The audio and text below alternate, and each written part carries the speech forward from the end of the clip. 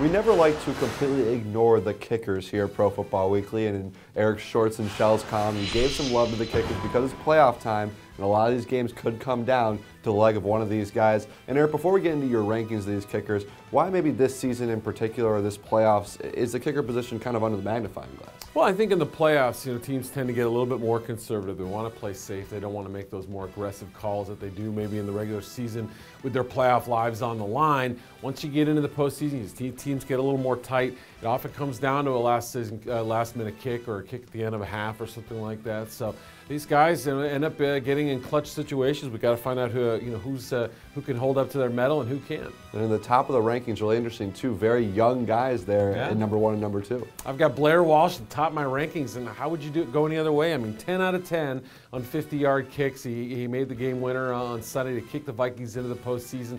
6th-round pick, so worth the value. Right below him, I've got Kai Forbath. It's interesting that he hadn't missed a kick until week 17.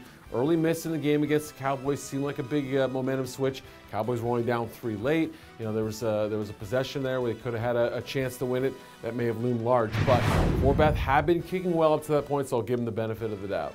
Matt Prater, your number 3 kicker for the Denver Broncos. He's obviously had a lot of opportunities the way that offense has moved. Going to the bottom of your list, you have 2 guys at the bottom that if we did this last year, probably would have been at the top. It's amazing. I mean, 11, Mason Crosby. I mean, he was outstanding last year. Still has that long distance leg, but his shaky kicking all season long has Packers fans wanting to fire him. Mike McCarthy is stuck with him. He's given him a chance to be his postseason kicker. The question about David Akers is whether Jim Harbaugh will give him a chance to be the kicker. We're talking about the all-pro guy. It wouldn't stun me if this week they made him move a kicker.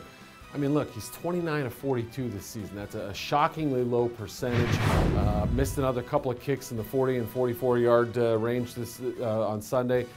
I mean, can they afford to have this guy in a clutch situation when it looks like he's always going to miss a kick? He looks like he's overthinking things out there. Akers was the PFW Golden Toe winner last year, sharing that with punter Andy Lee, his teammate, and it's been amazing to watch the way he has kicked this year. And you're right, it'd be pretty interesting to see Harbaugh bringing a kicker just for the playoffs. Wow. I mean, it's different than another position. Not like you have to show him the whole playbook, right? But that could really mess things up. And especially if you brought in a new kicker and he missed a big field goal, then you're going to be second-guessing Harbaugh the rest of the way.